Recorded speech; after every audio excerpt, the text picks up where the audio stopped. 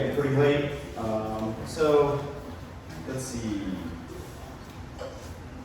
The first question, we're going to start over here is, and then we're going to move down for each question. To start, will you take campaign contributions from lawyers?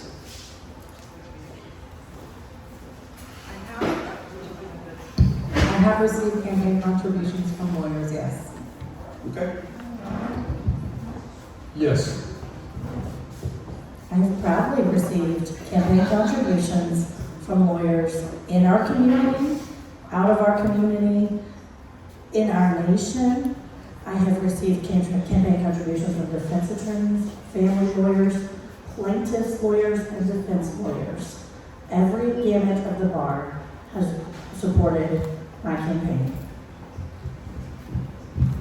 Yes. All right, starting with Neely.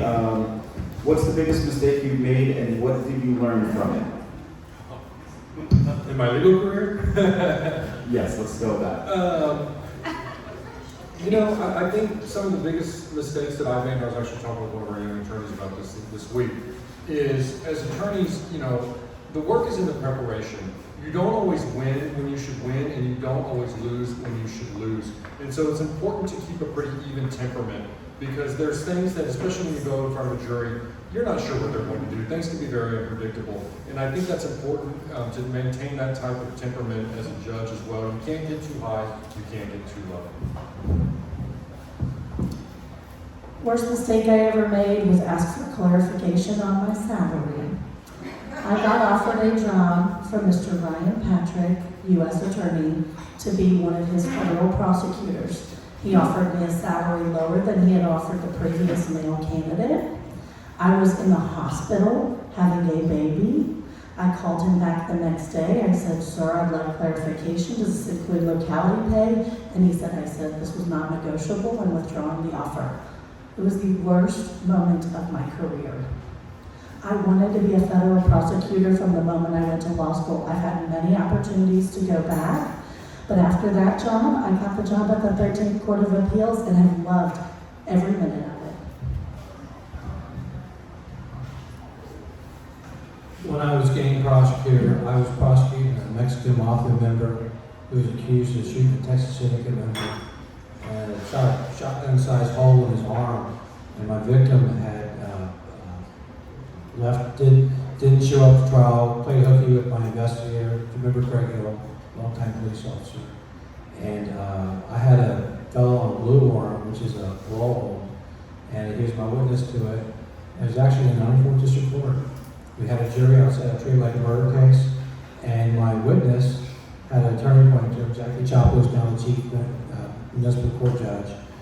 And he testified, after telling me he solved the whole thing, he testified he drank profusely and couldn't remember it. And the funny part to that was the judge dismissed the case because we couldn't prove the evidence. I actually had a juror come to me on the third floor. This was back before Mark Gonzalez took over the third floor.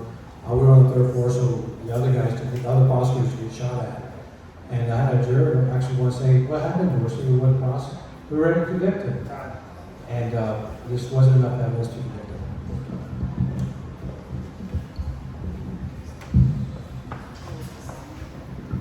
Thank you.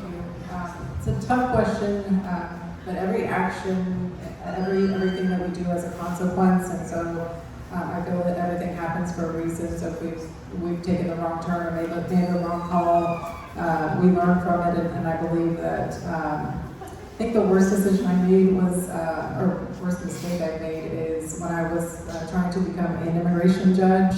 I didn't select my intent was to apply for positions within Texas, and I didn't click all of Texas on the application, and so my only option was Albuquerque, New Mexico, and so I would think that was the worst mistake I made. Thank you. Starting with Kathy. Do you support our ICE agents upholding laws and order inside of our country? So this is one of those tricky questions Judge McCoy was talking about, because there can be litigation surrounding our ICE agents in the 94th District Court, as outlandish as that sounds. But what I will say is, I believe in the rule of law. I support law enforcement. I believe very strongly that I will have the support of our POA and our FOP. I have great relationships with their leadership. One of them is a former detective of mine in the child crimes unit. So I absolutely support law enforcement, but I believe in the rule of law, and I think that applies to everybody in every situation. So there's not it's a case by case when you're dealing with law enforcement, for sure, but the rule of law is what I believe in. Again, I respectfully disagree with my opponent. I actually have long-term connections with the FOP and also with the POA. I believe I have the support, and so we'll see what comes of that. However, I strongly support ICE. I strongly support their actions, and I will follow them as well.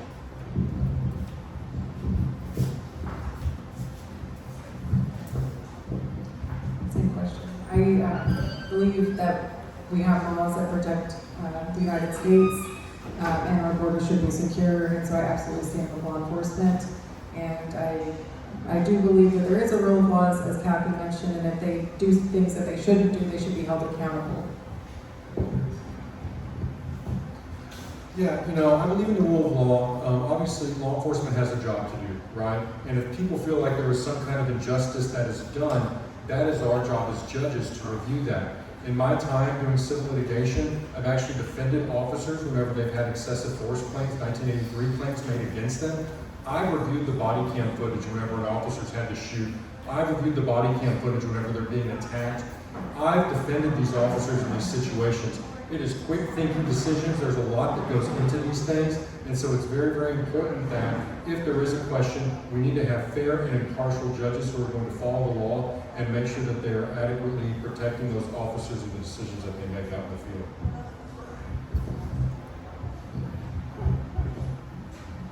Great, thank you. Last question. This is directed at Neely, but I think it applies to everyone, so we'll give 30 seconds to just go around it. How many cases have you tried, jury trials? Too many to count. We actually pulled the numbers of the public information request, and I had a stack about that thick of thousands and thousands of cases, where over the past 25 years, I represented over thousands of clients and had thousands of hearings. Tried to jury trial over 100. And I talked about my appellate record as well. I've actually handled, as an advocate, 40 more appellate cases than my opponent.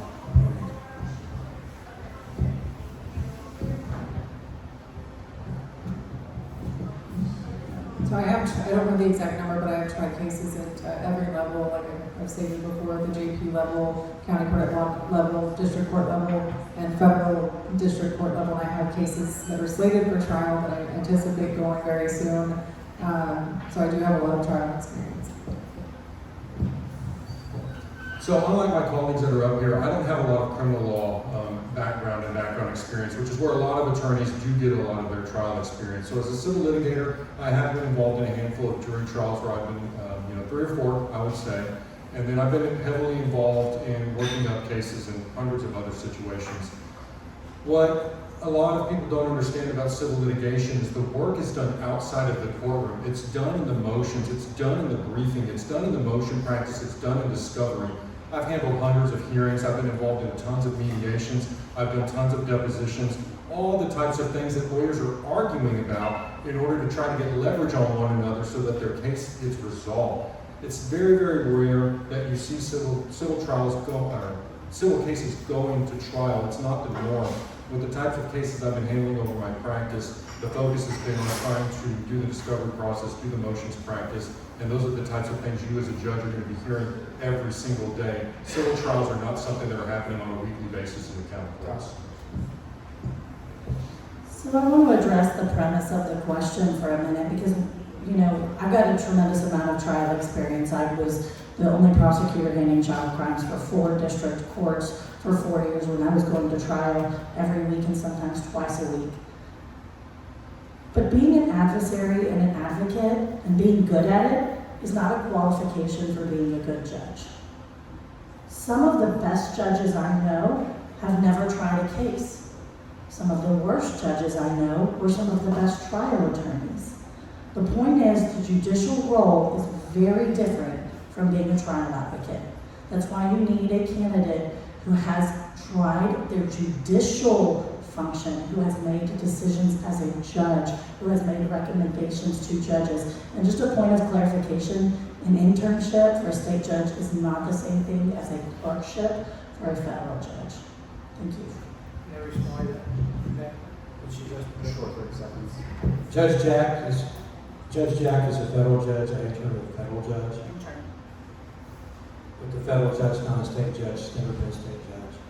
Now, with regard to the appellate process, clerks are not, they're not the judges. And I think the appellate judges would be insulted to hear a clerk say that she is adjudicating those cases.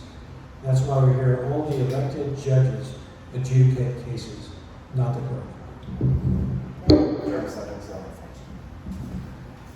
You know, I've done a bad job of explaining what my job at the Court of Appeals is, because the processes we have, I'm bound by confidentiality. We have 6 phenomenal judges there that sign those opinions, but every one of them will tell you that they depend on their lawyers. They are not individually doing these. Even at the Supreme Court of the United States of America, they depend on their lawyers. I have tried out my judicial thought functioning, and I have magistrated over cases, and I've been appointed as a magistrate over things. Thank you. All right. We're going to wrap it up here. We're going to go with 2 minutes closing, and I guess we'll start over here. Stand up. In closing, thank you all for being here. Thank you, Spencer. Thank you to all the members of this party. I think that this party stands out, and that the Democrats don't have these forums, and they don't have these opportunities to get to know the candidates, and I think that is very important. Again, I've been practicing here in Nueces County for 14 years. I love it. Right out of law school, I opened my own practice. I manage it. I have a great assistant that's been with me for so long. I do enjoy my work, but I do think that this is a season in my life to serve. I was in church recently, and that was the topic of the sermon, was every stage in life has a chapter, and I feel that this is my time to serve the community, to be on the bench, to make decisions, to help the backlog of cases get solved, and to be there as a representative of the community. And to what I enjoy the most in block walking is meeting young children and people that are interested in being lawyers or getting involved in the court system. And I enjoy getting to know people and talking about the issues that they have and the problems that they need solved. And I'm happy to contribute to that. Thank you. I'm going to try not to knock everything down behind me. I want to echo her sentiment. Thank you, everybody, for coming out here tonight. I'm going to leave you with this. I'm going to tell you why I'm the best candidate for this position, not only for the Republican primary, but overall whenever we get to the general. Professionally, I have the credentials, I have the experience, I have 13 years of civil litigation experience, which is what the majority of this court's time is focused on. I've done it on both sides of the aisle. I know how both sides of the aisle think, and that helps you to move cases along efficiently because you understand where both sides are coming from. Politically, I'm the best representative for the Republican Party. I'm a lifelong Republican. I'm a lifelong conservative. I try my best to live out those values every single day of my life. It's something that I find to be personally interesting to me. It's something that I read up on. It's something I do in my spare time. I enjoy reading things by people like John Locke. I love trying to pick the brains of the great men that came before us, to look to them for their wisdom and those types of guiding lights to decide how I'm going to live my life. And then I'm going to tell you personally, I believe in public service. It's something that's been very important to me. It's something that was instilled in me by my family and my parents. My dad used to, I met a man block walking the other day, and we got to talking, and he remembered my dad from whenever he was hauling the band trailer for my sister whenever they were in band. And his kids were in band together, and they remembered that. And it's those little things that you don't think of much at the time, right? It's something that you're just doing to help your kids out. But all those things, that's what makes up a community, right? If we all take up whatever burden we can, whatever we're capable of at that time, and we take that burden and we lift it, and we all do our part individually, then we can make Nueces County a great place. I feel like I'm in a chapter of my life now where this is the burden I want to lift. I'm qualified for it, I want it, I'm gonna fight for it, and I wanna do it for you guys. Thank you.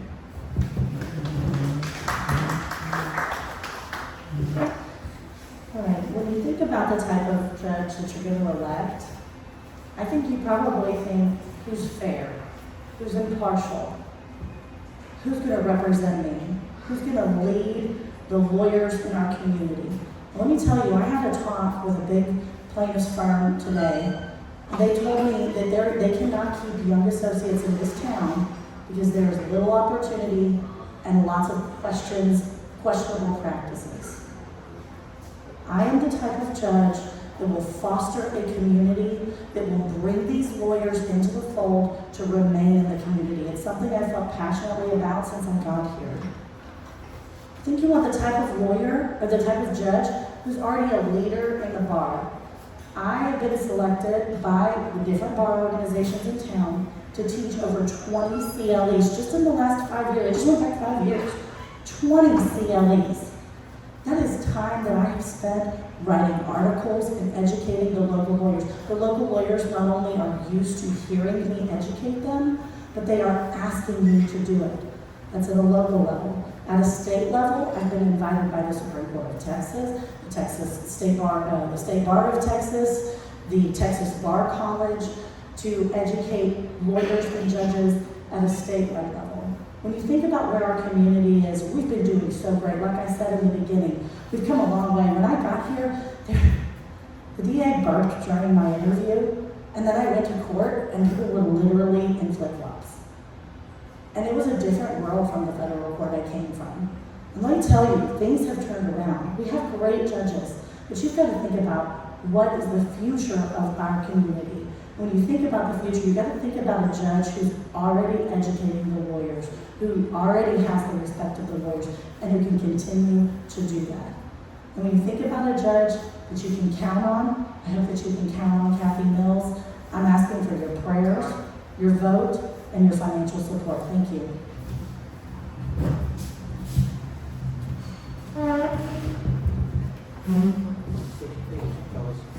Thank you for your patience. I've also educated local lawyers with CLEs and educated statewide lawyers with CLEs, but frankly, I'm not running to make lawyers happy.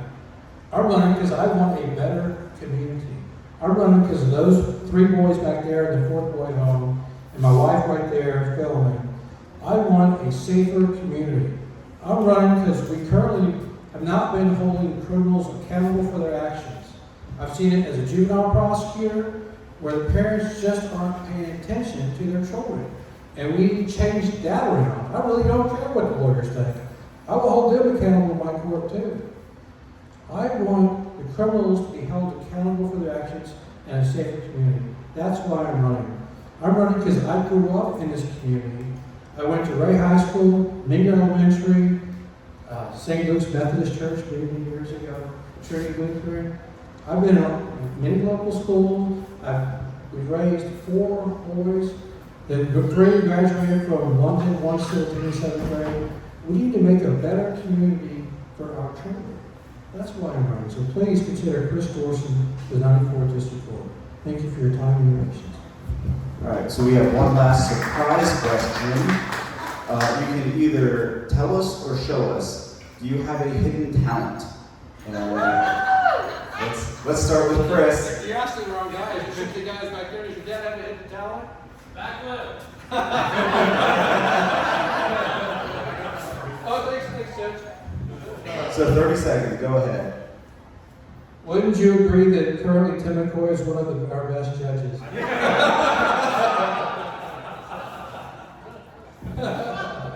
Well, thank you for your time and patience. When we were in law school many years ago, we used to sing karaoke, but I was one of the worst singers. I'm a horrible fisherman. I'm a horrible fisherman too, around on the island. And so hidden talents wouldn't work. I've built some, and it's fun when the boys were much younger. We actually had the boys build some grills. And so I built grills for the local attorneys and for the local judges as well. And it's hard to believe, but for the green egg, we built the tables to hold green eggs if you grill with a green egg. And I actually still have my boys that are out there still grilling in college, and so I do appreciate that. So thank you.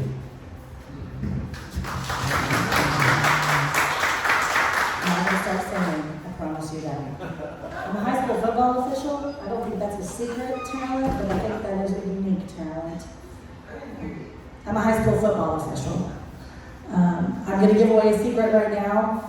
At my investiture, I plan to do the box step. There's like a little step dance that they're putting on the internet. I've been practicing it over the break.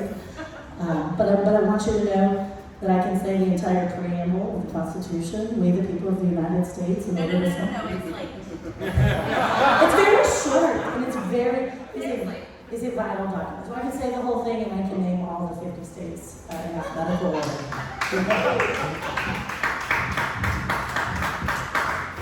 As far as hidden talents go, I don't know if it's very hidden. You know, it's something that over the last few years of my life, I've been trying to get more fit. I've had kids. I've realized my back was hurting when I was trying to play with them, pick them up, things like that. So I guess I consider myself a little bit of an amateur power lifter. I've been focused on getting my squat, bench, and deadlift up. I'm working towards getting a 1,500-pound total. I'm about 200 pounds away. So my garage gym hasn't been getting as much attention as it should the past 6 or 7 months. So hopefully I can get back to that whenever I'm your next judge in Nueces County Court of Law No. 3. Thank you.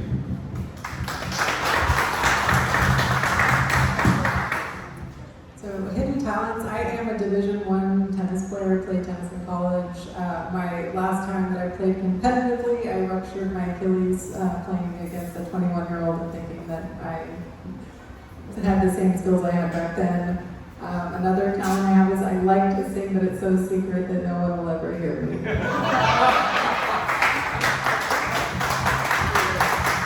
One last question, Tim. Your turn. Come on. You're hitting talent. Hidden talent. I can shoot. And I can make deer sausage. Yeah, very good for yourself. All right, let's thank all the candidates. Go ahead and stand up.